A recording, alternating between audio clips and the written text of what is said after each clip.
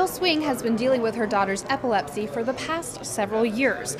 Mary Louise suffers from seizures every 60 seconds. But now with the legalization of cannabis oil, her mother's hoping her 6-year-old daughter can find some relief. She has intractable epilepsy, which means that she has tried at least she's tried 9 different medications, none of which have controlled her seizures. Mary Louise is one of many South Carolina children who suffer from epilepsy, a disorder which is marked by recurrent episodes of sensory disturbance and loss of consciousness associated with abnormal electrical activity in the brain. And she literally has hundreds of those seizures throughout the day, despite being on 2 medicines currently. None of the medications were providing enough relief for Mary Louise, and her doctors at MUSC were out of options. Mary Louise requires constant care because she has drop seizures every couple of minutes. Somebody has to be hands-on with her every moment. I can leave her maybe sitting on the sofa for a moment and go grab something out of the kitchen, but there's always the chance that she'll get up, and when she does, she falls. That's when her parents heard about cannabis oil being used in Colorado to treat severe epilepsy.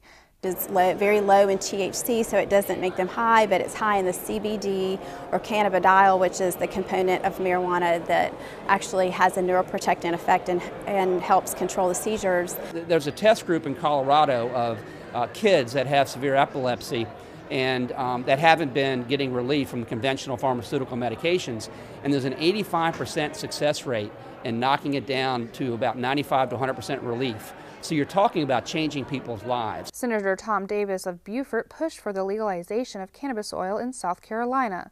Before this bill was signed into law by Governor Haley, it was illegal in South Carolina for anyone to possess CBD oil, even though it has been shown in clinical studies to provide relief to those with epilepsy.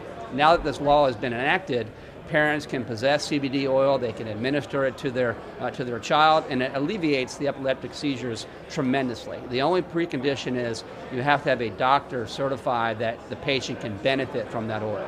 My daughter's not going to get high from this. She doesn't smoke it.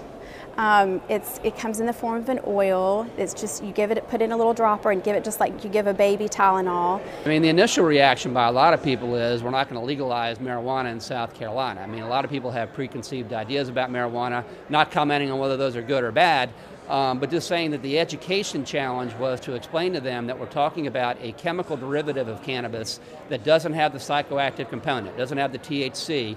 It's rich in other things that provide relief. And so once you break it down like that, and then once you bring the girls or the little boys and the children that are suffering, and you talk about how this can provide relief, you really start to change hearts and minds at that point in time. No one can be harmed by it. It has no street value. It has no, nothing in it that can hurt anybody. It can only help those who are suffering. While this law will change the lives of those with epilepsy for the better, the next step is to have cannabis oil available in the state. The challenge becomes, once you've legalized CBD oil, how do you get a hold of it? I mean, what's the supply?